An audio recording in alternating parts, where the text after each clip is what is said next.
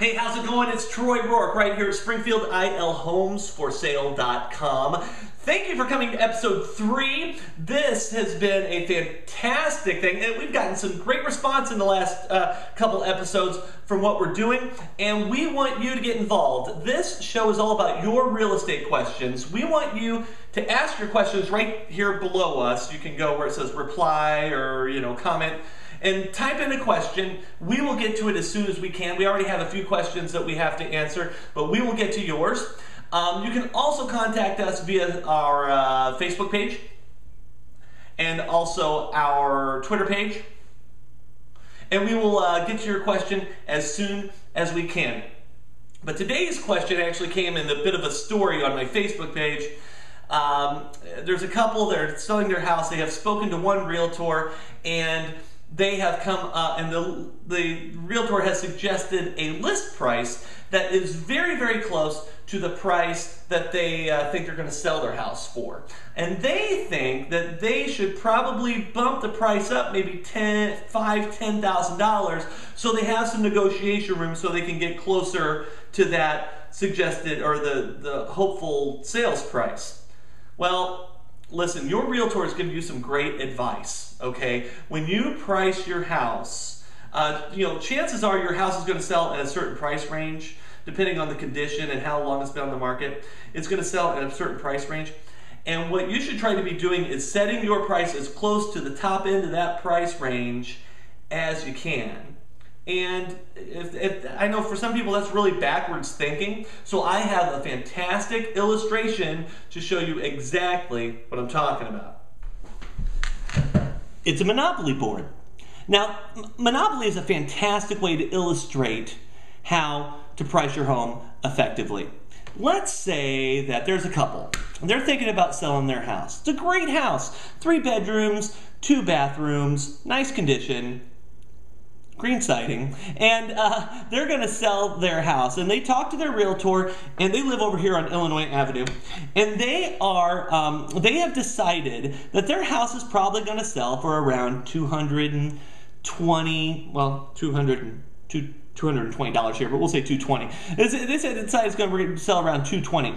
But, they thinking, I don't want to list it for $220 because, I need some negotiation space. So we're going to list it for $240, which is what it says here on Illinois Avenue. $240. Now, unbeknownst to them, around the corner on Indiana Avenue is another couple. They're thinking about selling their house. And it's a house that's very much like the couples over here on Illinois. 3 bedrooms, 2 baths, in great condition. They call their realtor, and they take their realtor's advice, and they're going to list it for $220. Now, here comes Mr. Realtor and his buyer in the realtor's, little pewter sports car, and they pull up to your house, and they go inside. And it looks great. Everything's in place. The condition is fantastic. The location is great. And your house is listed for $240. Well, guess what? They're not just looking at your house. They're looking at every house in the neighborhood. So they go around the corner to the house on Indiana. And guess what? That house looks great too. I mean, everything's in place. It's fantastic condition. The neighborhood is the same. But they're listed at $220. So here's the big question. Whose house is going to sell first? Yeah, the house on Indiana, because they listened to their realtor and they priced it right. Now, economists have a law for this. It's called the law of substitution.